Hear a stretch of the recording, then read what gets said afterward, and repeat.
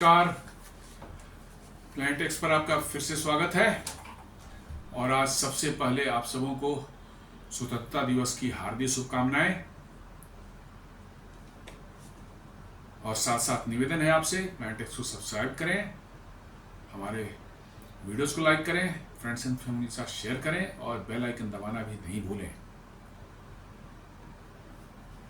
आज 15 अगस्त को स्वतंत्रता दिवस के पूर्व संध्या पर यानी कल ही एक बड़ी अच्छी और बड़ी ही जबरदस्त एक न्यूज आई है।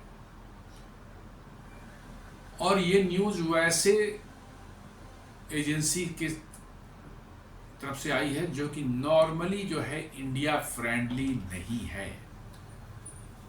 पश्चिम की जो है ज्यादातर जो है एजेंसियां जो हैं, जो अलग अलग क्रेडिट रेटिंग और देशों का आकलन करती हैं, वो नॉर्मली बायस्ड होती हैं। ये भारत ने पहले भी इस चीज़ को इंडिकेट किया था, हमारे देश के सरकार ने, और ये देखने में भी आया है। आपको हंगर इंडेक्स में सोमालिया, पाकिस्तान, बांग्लादेश से नीचे रखा जाएगा। आपको डेमोक्रेसी इंडेक्स में पाकिस्तान को आपसे ऊपर रखा जाएगा, आप 128वें पोजीशन पर रहेंगे। मानवाधिकार में जो है आपको जो है पाकिस्तान और क्या कहते हैं अफगानिस्तान से नीचे रखा जाएगा। ये सब मतलब उनके टूल्स हैं, बने हुए टूल्स हैं। हालांकि बेशर्मी की हद को पार कर चुके हैं वो लोग। ये हमेशा वो करते रहते हैं, आपको हमेशा निगेटिव लाइट में दिखाएंगे, आपके बारे में निगेटिव नैरेटिव दुनिया में फैलाएंगे। एक निगेटिविटी फैलाने का उनका ये बना हुआ। ये पूरे एंग्लो सैक्सन वर्ल्ड जितना भी है, पश्चिम के यूरोप है, अमेरिका है, इनकी एक सेट पैटर्न है जिनसे इनको दिक्कत है। जो इनके आंखों में चुभता है जो देश, उसको नीचे दिखाने के लिए इन सब टूल्स का वो इस्तेमाल करते रहते हैं। ये मैं इसलिए बोल रहा हूं कि इन्हीं एक एजेंसी से जो है दुनिया की सबसे बड़ी जो है जानी मानी, सबसे बड़ी मैं कह रहा हूं, क्रेडिट रेटिंग एजेंसी है standard and poor, S&P short में उसको बोलते हैं। मजबूर होकर उनको पिछले 18 सालों से उन्होंने भारत की क्रेडिट रेटिंग जो है माइनस में रखी हुई थी। उन्होंने BBB माइनस में रखी हुई थी। लेकिन 18 साल बाद जो है आपके पैरामीटर्स इतने मजबूत हो चुके हैं, इतने दुरुस्त हो चुके हैं कि डिस्पाइट ऑफ उनकी इच्छा नहीं थी आपको देने की, आपको बैड लाइट में दिखाने की उनको इच्छा थी, लेकिन इसके बावजूद भी 18 साल बाद जो है आपकी क्रेडिट रेटिंग को उन्होंने अपग्रेड करके BBB माइनस से BBB प्लस में कर दिया है। अब थोड़ा सा समझते हैं क्रेडिट रेटिंग होती क्या है। देशों के लिए ये क्रेडिट रेटिंग न बोल करके सॉवरेन रेटिंग बोल सकते हैं, लेकिन इंडिविजुअल्स या कोई फर्म हो, कोई कंपनी हो, उसके लिए क्रेडिट रेटिंग का क्या मायने है आप समझ लेते हैं थोड़ा सा। जैसे आज आप किसी बैंक से जो है या किसी फाइनेंशियल इंस्टीट्यूशन से लोन लेने जाते हैं तो सबसे पहले जो है वो क्या देखता है, आपकी क्रेडिट रेटिंग देखता है, सिविल स्कोर देखता है। सिविल स्कोर इंडिविजुअल्स के जो है क्रेडिट रेटिंग का एक पैमाना है। वो देखता है कि आपको लोन देना कितना रिस्की है। यदि आपने पास्ट में लोन्स लिए हैं और उसको विद इन स्टिपुलेटेड टाइम आपने चुकाया है, चुकाते रहते हैं, तो आपकी सिविल रेटिंग जो है ऊपर चली जाती है। इसका मतलब है कि आपको लोन देना उस इंस्टीट्यूशन के लिए, उस बैंक के लिए जो है रिस्की नहीं है, इसलिए वो आपको आसानी से मिल जाती है। और शायद इंटरेस्ट रेट में भी थोड़ी सी आपको जो है राहत मिल जाती है। ये एक जनरल कॉन्सेप्ट है। लेकिन देशों के मामले में ये थोड़ा सा और ब्रॉड हो जाता है। सिर्फ लोन्स या इन सबों से मतलब कि जो है उसका उतना मतलब नहीं रहा, और भी चीज़ें ये इंडिकेट करती है। बहुत सारी चीज़ें अलग अलग पैरामीटर्स इसमें हैं जिसको लेकर के ये बनाई जाती है। तो जैसा मैंने कहा कि डिस्पाइट ऑफ कि वो आपको निगेटिव लाइट में दिखाना चाहते थे, लेकिन आपकी जो परफॉर्मेंस दुनिया में है और आपकी जो भारत की जो साख दुनिया में बढ़ रही है और बढ़ते जा रही है, ये अब किसी से छुपी हुई नहीं रह गई है। और इसलिए मजबूरी में आपकी देश की, भारत की सॉवरिन रेटिंग जो है उनको इंक्रीज करना पड़ा। वही कह रहा है ये, after 18 years later S&P upgrades India sovereign rating, says US tariff impact manageable। ये कह रहा है कि यूएस टैरिफ इम्पैक्ट जो है होगा, लेकिन मैनेजेबल होगा, इससे कोई बहुत ज़्यादा ड्रास्टिक इम्पैक्ट नहीं पड़ने वाला भारत पर। India remains among the best performing economies in the world. It staged a remarkable comeback from the pandemic with real GDP growth over fiscal 2022 to fiscal 2024 averaging 8.8%, the highest in Asia Pacific, said Standard & Poor Global Rating। वो कहते हैं कि भारत का जो है सबसे तेज बढ़ता हुआ इकोनॉमी अभी दुनिया में है, और ये भी साथ में मेंशन करता है कि भारत ने एक रिमार्केबल कमबैक किया था। पैंडेमिक जो है, कोविड वाली पैंडेमिक जो है 21-22 में जो हुई थी, पूरा कि उससे भारत ने बहुत ही ज़बरदस्त तरीके से रिकवर किया था। उसका कहना है कि फिस्कल 2022, 23 और 24 में भारत ने एवरेज जो है 8.8% से ग्रो किया था, जो कि हाईएस्ट था एशिया पैसिफिक में, even higher than the China. तो ये साफ बता रहा है कि आपके पैरामीटर्स इतने इम्प्रूव हो चुके हैं कि स्टैंडर्ड एंड पुअर जैसी जो है प्रो वेस्ट, प्रो अमेरिकन जो एजेंसीज हैं, उनको आज मजबूरी में भारत की सॉवरिन रेटिंग जो है वो BBB- से BBB+ में लाना पड़ा उनको।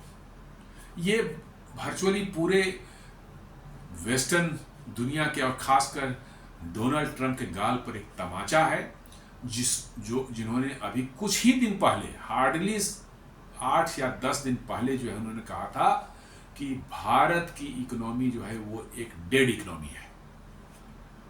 ये डोनाल्ड ट्रंप के बयान है कि भारत की इकोनॉमी एक डेड इकोनॉमी है, आप इनको जो करना है जाके करें, हमें उनसे अमेरिका कोई मतलब नहीं है। ये डोनाल्ड ट्रंप के बयान के अल्फाज थे। और आज ये स्टैंडर्ड एंड पुअर की जो अपग्रेड जिसने भारत को किया सॉवरेन रेटिंग को BBB- से BBB+ पर जो है, ये एक इतनी बड़ी इतना बड़ा तमाचा डोनाल्ड ट्रंप के गाल पर है कि आप सोच नहीं सकते कि कैसा डोनाल्ड ट्रंप फील कर रहे हो, कैसा अमेरिका फील कर रहा होगा। क्योंकि भारत को नेगेटिव में, लाइट में दिखाना, यहाँ इन्वेस्टमेंट को किस तरह से डिस्करेज करना, यहाँ के लोगों के कैपेबिलिटीज को अंडरमाइन करके बताना, ये सारी चीजें जो है एक वेस्टर्न वर्ल्ड और खासकर अमेरिका और यूरोप का जो है एजेंडे का हिस्सा रहा है। शुरू से नहीं, आज से नहीं, शुरू से ऐसा ही चल रहा है। और ये एजेंसीज चूंकि उन्हीं कंट्रीज के हैं, उन्हीं के पर्पस, उन्हीं का जो है एजेंडा चलाती हैं, तो ये भी वही करती रही हैं आज तक। लेकिन आपकी डेटा जो है, आपकी परफॉर्मेंस इतनी ज़बरदस्त रही है पिछले कुछ सालों में कि उनको मजबूरन आपको ये रेटिंग आपकी अपग्रेड करनी पड़ी। अब इस अपग्रेड करने के क्या प्रभाव पड़ेंगे दुनिया पर, भारत को क्या इसका फायदा होगा, ये आपको समय बताएगा। लेकिन सबसे बड़ा फायदा इसका यह है कि आपके यहाँ इन्वेस्ट करने वाले लोग हैं, उनका भारत में कॉन्फिडेंस और बढ़ेगा, उनका विश्वास और ट्रस्ट जो है भारत में बढ़ेगा।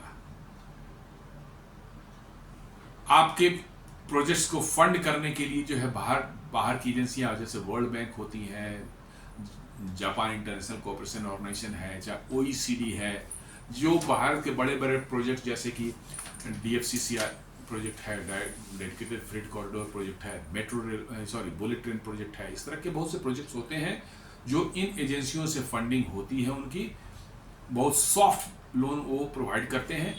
वहाँ पर आपको इसका ज़बरदस्त जो है फ़ायदा दिखेगा, क्योंकि इन एजेंसियों में अब भारत में इन्वेस्ट करने के लिए या भारत के में जो है किसी प्रोजेक्ट को फंड करने के लिए जो है, उनको भारत में एक ज़्यादा ट्रस्ट और भारत में एक ज़्यादा विश्वास दिखेगा, और लॉन्ग टर्म में इसके ज़बरदस्त फायदे भारत को मिलने वाले हैं। ये उन तमाम एजेंसियां जो अब तक भारत को अंडरमाइन करती रही हैं, फिच है, मतलब कि मॉर्गन स्टैनली है, ये सब जो करते रहते हैं, इनका चलता रहता है, कहीं गिरा देगा, कहीं वो कर देगा। आपने देखा हो कैसे जो है हिंडनबर्ग वाला मामला हुआ था, तो कैसे जो है क्रेडिट स्विस जो स्विट्जरलैंड की सेकंड लार्जेस्ट बैंक थी यूबीएस के बाद, उसने कैसे अडानी के जो है बॉन्ड्स को जो है उसने 0 रेटिंग दे दिया था। 0 मतलब उस बॉन्ड पर दुनिया में कोई भरोसा नहीं कर सकता, ऐसा उन्होंने दिया था। और उसके 2 दिन बाद ही जो है क्रेडिट स्विस खुद कोलैप्स हो गई। माने जिस बैंक की खुद इतनी हालत खस्ती थी कि वो कोलैप्स होने के कगार पर था और खत्म हो गया, क्रेडिट स्विस नाम की कोई बैंक नहीं रह गई है यूएस मैंने स्विट्जरलैंड में। उसको पूरी तरह से यूबीएस ने टेक ओवर कर लिया, उनके एसेट्स को और उनके जो सारे जो थे। तो अडानी को नीचा दिखाना था, ये पूरा गेम प्लान था, यूएस से लेकर के यूरोप तक जो है पूरा एक गेम प्लान था। हिंडनबर्ग ने रिपोर्ट निकाला और उसके दूसरे दिन जो है क्रेडिट स्विस जो है इस मामले में कूद कर आ गया और उसने अडानी के बॉन्ड्स को 0 क्रेडिट रेटिंग दे दी। 0 मतलब कि जो है उसकी कोई वैल्यू नहीं है उस बॉन्ड की। और खुद 2 दिन बाद वो बैंक कोलैप्स होकर के जो है चारों खाने चित हो गया। यही है पश्चिमी दुनिया के इन बड़े बड़े एजेंसीज और बड़े बड़े, ये सारा का सारा एंग्लो सैक्सन माइंड से चलता है। उनका एक ही एम है, किसी भी तरह से एंग्लो सैक्सन के अलावे दुनिया की जितनी अदर मतलब रेसेस हैं उनको कमतर दिखाया जाए, नीचा दिखाया जाए, उनको इंफीरियर दिखाया जाए, ये उनका एजेंडा रहता है। लेकिन उसके बावजूद भी जो है आपने मजबूर कर दिया स्टैंडर्ड पुअर को जो है कि आपकी रेटिंग को अपग्रेड करें। वो ये अपने आप में बहुत ही बड़ी चीज है। रेटिंग BBB- से BBB+ होना ये कोई बहुत बड़ी चीज नहीं है, मैं मानता हूं इसको। सबसे उनको ये रेटिंग जो 18 साल से वो नहीं कर रहे थे, उनको करना चाहिए था, आज से 5 साल 10 साल पहले करनी चाहिए थी, लेकिन उसके बावजूद उनको करना पड़ा। ये ज्यादा बड़ी चीज है, ज्यादा बड़ी खबर ये है।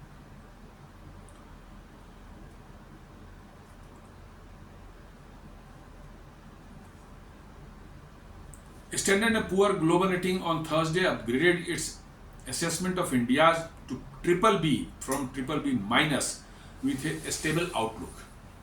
उन्होंने साफ कहा कि BBB- से इसको अपग्रेड किया जा रहा है BBB+ में, और ये एक स्टेबल मतलब कि जो माना जाता है रेटिंग जो है। अभी ये बहुत अच्छे में नहीं आया है, अभी आप स्टेबल में आए, निगेटिव से आप न्यूट्रल में आ गए हैं कि भाई नहीं आप वो है। जब पॉजिटिव आप होंगे तब जाकर के जो आप मतलब कि माने जाएंगे कि हाँ आपका बहुत अच्छी है। Among the best performing economies in the world, saying India is among the best performing economies in the world. The upgrade by American rating agency, the world's largest, comes 18 years after it has last raised its India assessment in January 2007 to BBB- in the rating scale. ये 18 साल बाद हुआ है।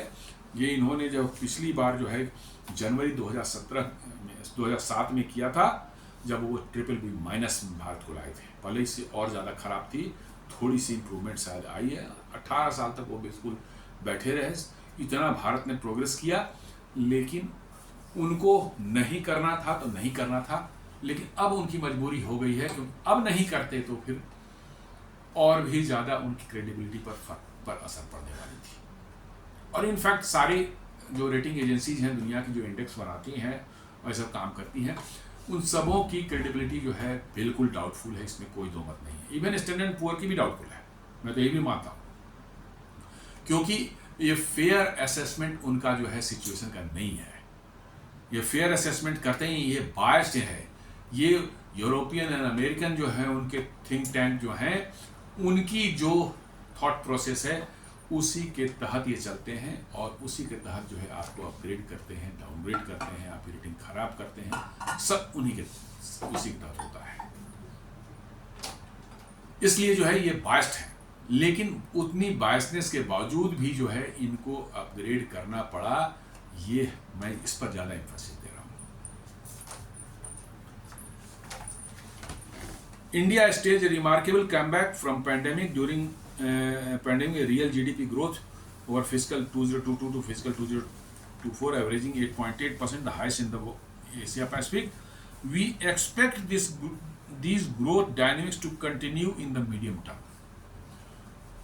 उनका कहना है कि वो जो इंडिया की ग्रोथ हुई है पैंडेमिक के बाद जो है 3 साल तक एवरेज 8.8% के हिसाब से, उनका कहना है कि हम ये मानते हैं कि ये और ज़्यादा जो है ये dynamic to continue in the medium term में जो है ये ग्रोथ जो है कंटिन्यू रहेगा, ऐसा उनका कहना है. With GDP increasing 6.8% annually over the next 3 years, Standard and Poor analysts said in a statement. उनका कहना है कि नेक्स्ट 3 years तक जो है आपको उनकी भारत की जो है जीडीपी ग्रोथ जो है एवरेज 6.8 के आसपास रहनी चाहिए, जो कि अभी के दुनिया के परिस्थिति के हिसाब से बहुत अच्छी है. दुनिया की जो आज के जियो इकोनॉमिक्स की कंडीशन चल रही है और जियो पॉलिटिक्स की जिस तरह से जो है अनस्टेबिलिटी दुनिया में है, उसके हिसाब से इनका कहना है 6.8% जो इनका एवरेज ग्रोथ रहेगा भारत का, which is absolutely fantastic in the given the situation. अभी के सिचुएशन के हिसाब से बहुत अच्छा है. ये कहता है कि standard and poor rates countries based on it's assessment of की एरियाज. कहते हैं कुछ पैरामीटर्स जो ये देखते हैं वो क्या देखते हैं, एक जो है इंस्टीट्यूशनल, उसके बाद economic, external, fiscal and monetary. ये 5 पैरामीटर्स जो हैं इनको ये एनालाइज करते हैं और तब ये रेटिंग पर डिसाइड करते हैं कि क्या रेटिंग होनी चाहिए. इंस्टीट्यूशनल में है आरबीआई है, आपके जो है फाइनेंस मिनिस्ट्री है, आपकी बैंकिंग व्यवस्था भारत में जो है इन सब चीज़ों पर, और भी इनको जो करने के लिए जो मैकेनिज्म बने हुए हैं, डिस्प्यूट के डिफरेंट ट्रिब्यूनल्स आपने बना रखा है, कोर्ट्स आपके हैं, वो कितना फेयर डिसीजन लेते हैं, ये सब आते हैं इंस्टीट्यूशनल उसमें फ्रेमवर्क में जो है. देन इकोनॉमिक फ्रेमवर्क, जो इकोनॉमिक पॉलिसीज जो आपकी बनती है, आपका जो प्लानिंग कमीशन जो है वो क्या करता है, गवर्नमेंट की फाइनेंस मिनिस्ट्री किस तरह से पॉलिसीज बनाती है और पॉलिसीज की कंसिस्टेंसी कैसी रहती है, क्या बहुत फ्रिक्वेंट उसमें चेंजेस आते हैं या उसमें जो है एक कंटिन्यूटी है, ये सारी चीज़ें वो देखती हैं इकोनॉमिक उसमें जो है.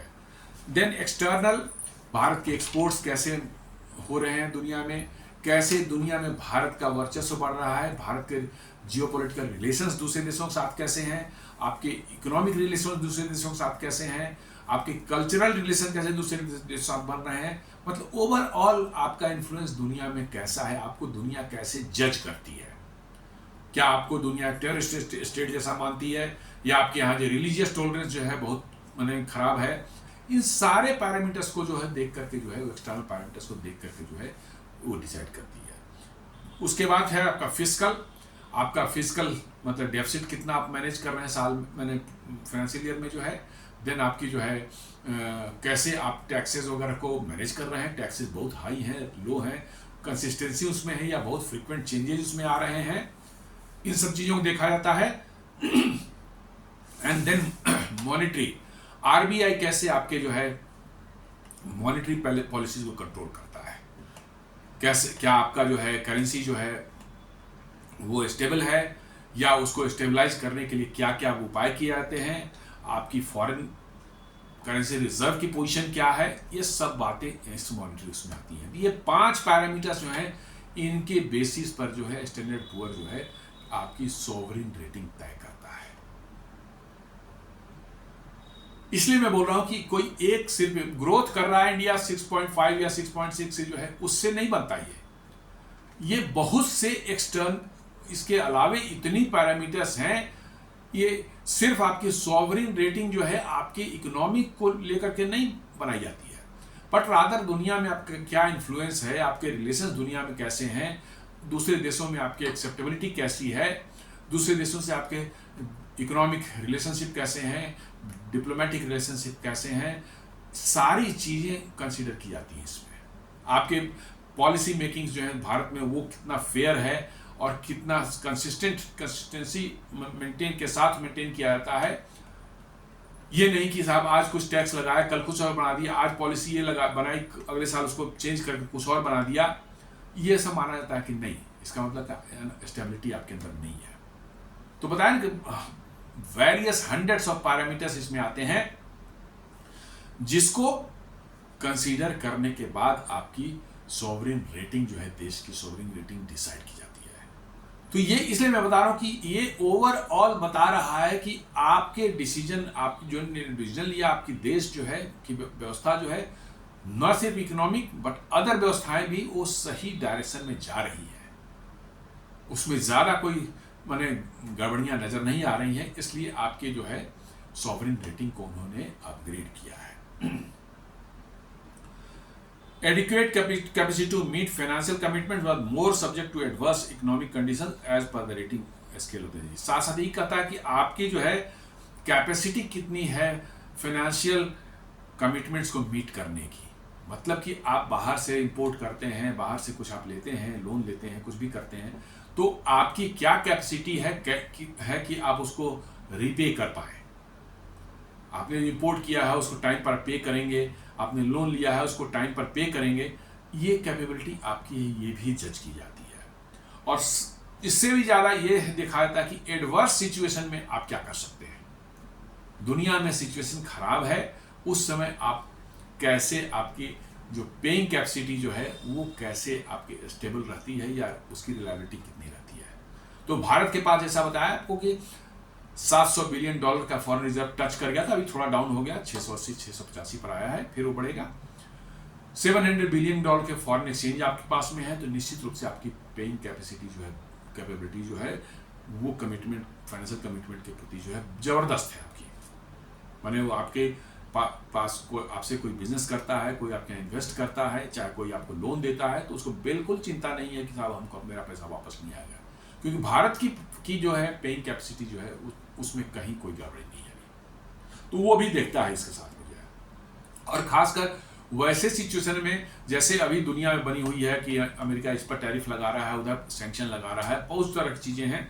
या कोविड के दौरान भी देख रहे हों कि काम धंधे बंद हो गए थे, एक्सपोर्ट बंद हो गया था, उसके बावजूद भी भारत की फाइनेंशियल कमिटमेंट पर कोई असर नहीं पड़ा था। हम पे करते रहे थे दुनिया को, हमने पास दुनिया को जो भी मंगाया सामान उस दौरान जो है, उनको नहीं कहा कि भैया अभी कोविड है, अभी नहीं, बाद में हम आपको पैसे देंगे, नहीं, हमने टाइम पर दिए।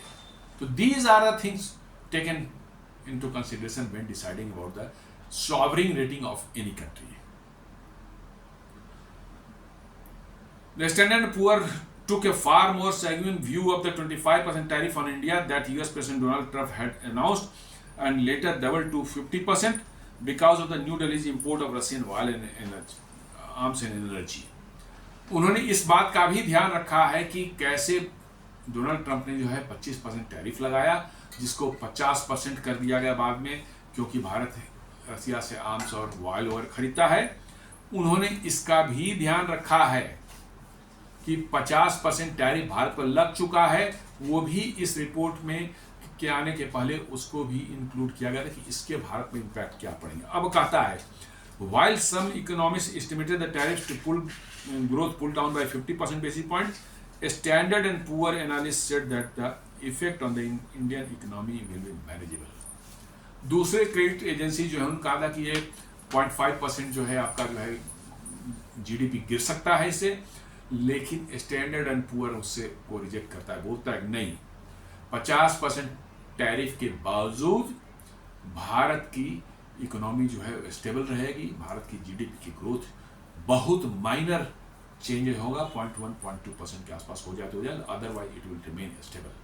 ये बहुत बड़ी चीज़ है कि 50% टैरिफ जिस देश के ऊपर लगा दिया गया, उससे भी उस देश की इकोनॉमी पर कोई फर्क नहीं पड़ रहा है, जबकि अमेरिका एक सिंगल देश था जिसको भारत सबसे ज़्यादा एक्सपोर्ट करता था। सबसे ज़्यादा एक्सपोर्ट भारत अमेरिका को ही करता था, करीब $80-90 बिलियन के आसपास। लेकिन ये टैरिफ लगने के बाद भी स्टैंडर्ड पुअर करा कि नहीं, जो economy will be manageable, Bharat की इकोनॉमी मैनेजेबल रहेगी। फिर कहता है वो, जो मैं बार बार कहता रहा हूं हमेशा से, India is relatively less reliant on trade. About 60 to 65% of its economic growth stems from the domestic consumption. ये स्टैंडर्ड पुअर वही बात कर रहा है जो मैं हमेशा कहता रहा हूँ कि भारत की इकोनॉमी जो है 60 to 65% जो है इंटरनल कंजम्पशन पर चलती है, not from the external consumption factors like trade with other countries. इसलिए जो है कहता है कि भारत जो है का इकोनॉमी बहुत हद तक इंसुलेटेड है इन बाहर के डिस्टर्बेंसेज जो है, टैरिफ हो, सैंक्शंस हो, इससे भारत पर बहुत ज़्यादा फर्क नहीं पड़ता। We expect that in the recent India has to switch from importing Russian oil. The fiscal cost, if fully borne by the government, will be modest given the narrow price difference between the Russian oil and the current international benchmark. कहता है कि यदि भारत को switch भी करना पड़ा Russian oil से दूसरी तरफ जो है, तो मतलब कि बहुत फर्क नहीं पड़ेगा, इसलिए कि अब जो है रशियन ऑयल और अदर ऑयल जो दुनिया में गल्फ में है, चाहे वेनेजुएला है, चाहे और नाइजीरिया जहाँ से तेल मिलते हैं, या यूएस भी है, बोला कि बहुत ही ज़्यादा अब गैप रशियन ऑयल और इनके प्राइस में नहीं रह गया है। हाँ, शुरू में जब यूक्रेन वार शुरू हुआ था उसके कुछ महीनों बाद जो है वो गैप बहुत ज़्यादा था, रसिया बहुत हेवी डिस्काउंट दे रहा था, बट अभी रसिया उतना डिस्काउंट नहीं देता, ये फैक्ट है।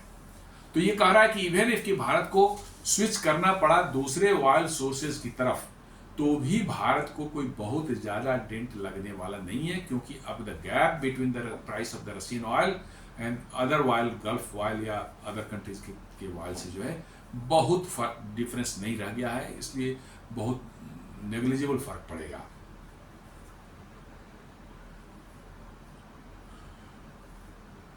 इस डिसीजन जो भी आया है स्टैंडर्ड पुअर को का जो रेटिंग आया उसको फाइनेंस मिनिस्टर, अपने देश की फाइनेंस मिनिस्टर निर्मला सीतारमण ने कहा है, welcoming the decision, finance ministry said in A post on the social media platform x, India has prioritised fiscal consolidation while maintaining its strong infrastructure creation drive and inclusive growth approach that has led to the upgrade.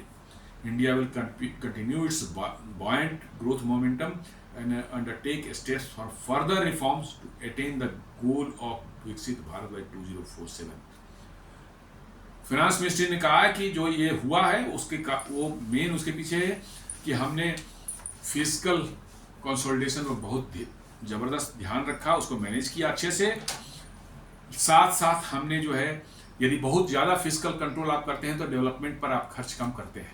आप यदि fiscal deficit को कम करना चाहते हैं तो आप infrastructure और other development कम करते हैं। लेकिन फाइनेंस मिनिस्ट्री बोलती है कि हमने फिस्कल को भी अपने कंट्रोल में रखा और साथ साथ जो है हमने इंफ्रास्ट्रक्चर ग्रोथ पर बिल्कुल कोई कमी नहीं आने दी, और किसी तरह का जो है एन इंक्लूसिव ग्रोथ जो है अप्रोच जो हमारा रहा है, जो फार्मर्स को जो है पीएम किसान निधि से हेल्प करना, चाहे इस तरह के और भी जो है डायरेक्ट हेल्प जो पुअर लोगों को जो दिया जा रहा है भारत में, महिलाओं को कई जगह ऐसे ये दिए जा रहे हैं, मतलब कुछ सम्मान निधि जो है, इन सब, या आप देख लें कि जो है गरीबों को जो मकान बनाने की योजना चल रही है, सड़कें बन रही हैं, रेलवे बन रहे हैं, एयरपोर्ट्स बन रहे हैं, और साथ साथ जो है गरीबों को जो है 5 किलो अनाज जो हर महीने दिया जा रहा है, हर व्यक्ति को दिया जा रहा है, वो 2020 से ही दिया जा रहा है।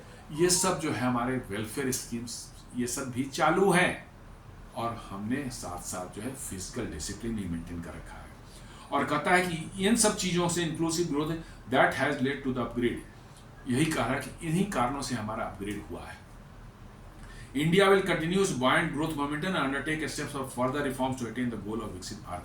कह रहा है कि इंडिया अपने जो ग्रोथ मोमेंटम को मेंटेन करेगा और फर्दर हम इसमें और रिफॉर्म्स को आगे बढ़ाएंगे ताकि हमारा गोल जो है विकसित भारत बाय 2047 उसको अचीव किया जा सके। ये फाइनेंस मिनिस्ट्री कहती है, ये अपग्रेड हुआ उसके बाद।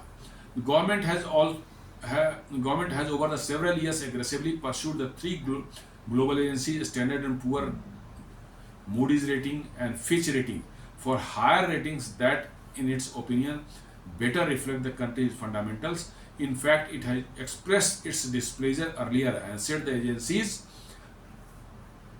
methodologies are biased against emerging economies. मैंने जैसा बताया था वही करें कि 3 एजेंसीज जो हैं उनके बाद भारत ने अपना प्रोटेस्ट दायर किया था। उसमें स्टैंडर्ड एंड पुअर थे, मूडी एंड फिच, इनको साफ कहा था कि साहब आप जिस तरह से करते हैं वो सही नहीं है, और भारत के ट्रू मतलब की जो सिचुएशन को, ट्रू मतलब की जो है इसकी स्थिति को आप नहीं रिफ्लेक्ट करता है। और इन्होंने अपना डिस्प्लेजर दिया था कि भाई आप अपने चीज़ों को सुधारें। द इकोनॉमिक सर्वे 2020 एंड 2021 2020-21 had a chapter titled does India sovereign credit rating reflect its fundamental? No. एक 2020-21 का जो इकोनॉमिक सर्वे है उसमें दिया था, इंडियन गवर्नमेंट ने जो है फाइनेंस मिनिस्ट्री जारी करते उन्होंने कहा था क्या इंडिया की जो है सॉवरेन रेटिंग जो है, क्रेडिट रेटिंग जो है वो ट्रूली रिफ्लेक्ट करती है? कहा गया तो नहीं, ये गलत है।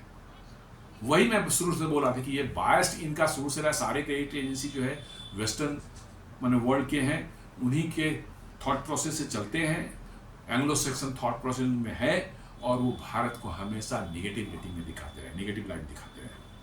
While still at the lowest investment grade, अभी भी ये इन्वेस्टमेंट ग्रेड में लोएस्ट पर है, लेकिन आप एक नॉच ऊपर चढ़े हैं।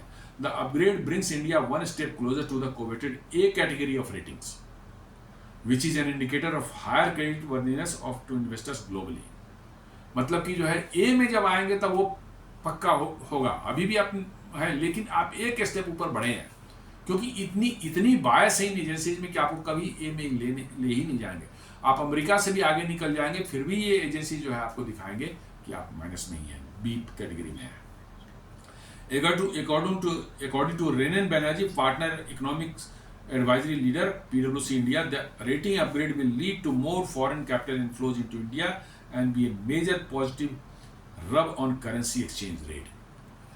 ये PwC के जो है एक है रेनन बैनर्जी, एनालिस्ट है, उन्होंने कहता है कि ये अपग्रेड जो हुआ है सॉवरेन क्रेडिट रेटिंग में जो है, ये भारत के अंदर में जो है फॉरेन इन्वेस्टमेंट और ज़्यादा फॉरेन इन्वेस्टमेंट लाने में मदद करने वाला है। This can also cause the overall borrowing cost for the government as well as a private sector to go down। अब इस भारत या कोई प्राइवेट कंपनी भारत की यदि बाहर के इंस्टीट्यूशन से, बाहर के बैंक से भी लोन लेती है, उनकी भी अब इंटरेस्ट रेट से नीचे जा सकती है, क्योंकि आपकी क्रेडिट रेटिंग बढ़ गई है तो रिस्क घट गया है, बैंक के लिए रिस्क घट गया है, तो वो आपको कम इंटरेस्ट पर भी आपको दे सकती है। Calling the upgrade a pivotal sign for global investors, Sachin Savrikar, managing partner of Gujarat Gift City-based Arth Bharat Investment Managers, said the timing of a Standard & Poor's announcement is notable as it comes amid rising geopolitical uncertainty and tariff tensions with the US। यही मैं नहीं कह रहा था कि इस समय आना है इस रेटिंग का जो है, इस समय अपग्रेड होना, जबकि पूरी दुनिया में टर्मोइल है, इकोनॉमी को लेके, जियोपॉलिटिक्स को लेकर के इतनी टर्मोइल है कि कब क्या हो जाए कुछ पता नहीं है। उस समय इसका आना जो है ये ज़्यादा इंपॉर्टेंट है। मतलब कि इस डिस्टर्बेंस के बीच में आप एक शाइनिंग लाइट की तरह इंडिया चमक रहा है, और इसलिए जो है आपको अपग्रेड किया गया है। While India's growth project GDP growth has edged over recently to 6.5% rate recording 2024-25 was the lowest in 4 years, with growth in current fiscal also been same level as per the Reserve Bank, RBI, SBI, Standard & Poor's said the economic expansion was now normalizing towards a more sustainable level with good momentum। कह रहा है कि 6.4 अभी पिछले साल हुआ है, और इस साल भी शायद वही 6.4 6.5 रहेगा। स्टैंडर्ड एंड पुअर बोल रहा है कि अब ये स्टेबलाइजेशन की तरफ जा रहा है, और ये आपका लॉन्ग टर्म तक जो है आपकी जो ग्रोथ बहुत ऊपर भी नहीं जाएगी, बहुत नीचे भी नहीं आएगी, बट मेंटेन रहेगी एक अच्छे मोमेंटम पर, और यही चाहिए आपको। बहुत सीधे स्पाइक ग्रोथ में आता है तो वो नीचे भी जाती है, लेकिन आप मेंटेन कर रहे हैं 6.6 to 7 के बीच में मेंटेन कर रहे हैं, that is a very good growth rate, और ये आपका मोमेंटम वही स्टैंडर्ड पुअर बता रहा है कि अब मेंटेन रहेगा, ये कह रहा है। We recognize, however, that India's high growth rates need to be sustained over a long period of time for the economy to create substantial jobs, reduce inequality, and reap the full benefit of its favorable demography, Standard & Poor's said। वो कह रहा है कि भाई ये India का high growth momentum जो maintain रहना चाहिए, ताकि ज़्यादा जॉब क्रिएट हो, लोगों के जीवन स्तर में सुधार हो, इनइक्वालिटी जो होती है, लोग पुअर्स जो है उनका अपलिफ्टमेंट हो, ताकि इनइक्वालिटी कम हो सके, और पूरा जो है ग्रोथ का फुल बेनिफिट जो है फेवरेबल डेमोग्राफिक्स को मिले। This is what standard poor is saying. On the inflation front जो स्टैंडर्ड पुअर कहता है कि RBI record of inflation management has been burnished by headline retail inflation staying broadly within 2 to 6%। कह रहा है कि 2 to 6% ये India का अपना ओन टारगेट है, आरबीआई टारगेट है कि हमारा इन्फ्लेशन 2 to 6% बीच रहना चाहिए, और स्टैंडर्ड पुअर बोल रहे हैं कि हम उसको अच्छे से मैनेज करने में सफल हुए हैं। The external position meanwhile is seen as a key to India's credit profile with current account deficit likely to remain small over the next few years. कह रहा है कि करंट अकाउंट डेफिसिट भी जो है आपका कम ही रहेगा अगले कुछ सालों तक जो है, which is a very good sign for the our economy. आप इन्फ्लेशन कम कर रहे मेंटेन को कम मैंने रखने में ये हो रहे सक्षम है, आप कर पा रहे हैं, और साथ साथ जो है आपकी जो है करंट अकाउंट डेफिसिट भी उसको भी मैनेजेबल लिमिट में आप रख पा रहे हैं। इसलिए ये दोनों ही मिलकर के बड़ा अच्छा एक कॉकटेल बनाता है आपके ग्रोथ स्टोरी के लिए। Over the years rating agencies have repeatedly cited India's high government deficit and debt level as a key weakness. However, Standard & Poor said on Thursday, with an economic survey now well on track, the government can project a more concrete consolidation of its finances. According to Standard & Poor, the combined fiscal deficit for the same central and state. पहले कुछ साल पहले कहा जाता था कि government जो है उनका जो है डेप्ट लेवल और जो डेफिसिट का होता था ये इस पर बड़ा क्रिटिसाइज किया जाता था, लेकिन अब कह रहा है स्टैंडर्ड पुअर कि नहीं, अब ये बिल्कुल सही लेवल ऑफ गवर्नमेंट मेंटेन कर पा रही है। स्टेट और गवर्नमेंट की, स्टेट और सेंट्रल गवर्नमेंट दोनों की जो है ये डेफिसिट और आपका जो है डेप्ट, ये दोनों ही जो है अपने सही जगह पर हैं, बहुत ज़्यादा नहीं है ये। इसलिए जो है इंडिया की जो ट्रेजेक्ट्री है ग्रोथ की वो सही डायरेक्शन में जा रही है। Government is seen at 7.3% of GDP in 25-26, which is expected to decline to 6.6 by 28-29। वो कह रहा है कि सरकार ने जो बताया तो कि 7.3 के आसपास 25-26 में रहेंगे, लेकिन ये धीरे धीरे डिक्लाइन होकर के 28-29 के आसपास 6.6 पर चला जाएगा, स्टेबल हो जाएगा वहाँ के आसपास जाकर के। Even as fiscal deficit declines, the quality of government expenditure is seen improving, continuing the trend of last half decade over which the funds allocated for creation of new infrastructure has increased. As per Union Budget 25-26, the center has tagged a capital expenditure of 11.21 lakh crore for the current fiscal, up from the 3.36 lakh crore in 1920। मैंने 2019-20 में जो 3.36 लाख था infrastructure के लिए जो हमारा जो है हम खर्च करते थे, अब करंट बजट में वो बढ़ के 11.21 लाख करोड़ हो गया है। और ये स्टैंडर्ड पुअर बोले कि ये करने के लिए जो है सरकार ने डेफिसिट पर से कोई कंप्रोमाइज नहीं किया, अभी भी आपका fiscal deficit with in limit रखा गया है, उसके बाद इतने खर्च किए जा रहे हैं इंफ्रास्ट्रक्चर बढ़ाने के लिए। ये क्रेडिट वाली बात है।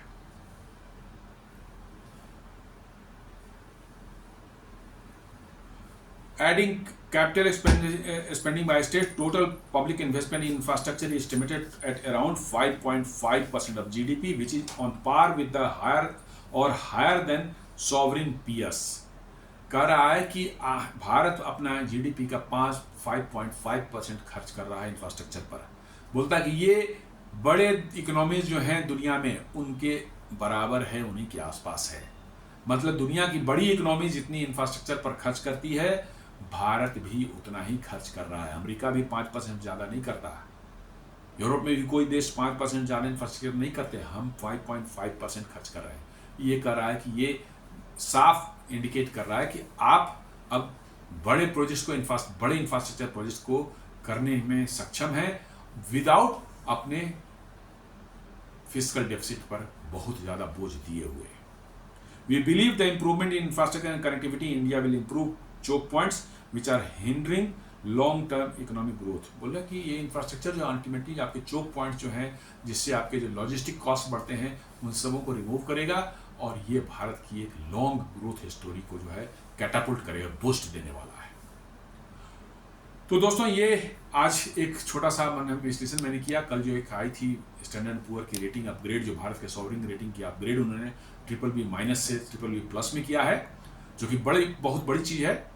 स्टैंडर्ड पुअर बहुत बड़ी एक मैंने दुनिया की सबसे बड़ी क्रेडिट रेटिंग एजेंसी है। हालांकि बायस्ड उनकी रहती है, there is no doubt, but India के खिलाफ तो नेगेटिव ही हालांकि उन्होंने किया है, but this time they were force to do it. तो ये बताता है कि भारत कैसे स्टेबलाइज हो रहा है, कैसे भारत की इकोनॉमी आगे बढ़ती जा रही है, और जो 2047 का विकसित भारत का लक्ष्य है उसको प्राप्त करना लगता है कि अब असंभव नहीं है। तो उम्मीद करता हूं कि हमारा ये वीडियो आपको पसंद आया होगा। आप इसे लाइक करें, फ्रेंड्स एंड फैमिली का शेयर करें, हमारे चैनल को सब्सक्राइब करें और बेल आइकन दबाना बिल्कुल नहीं भूलें। धन्यवाद।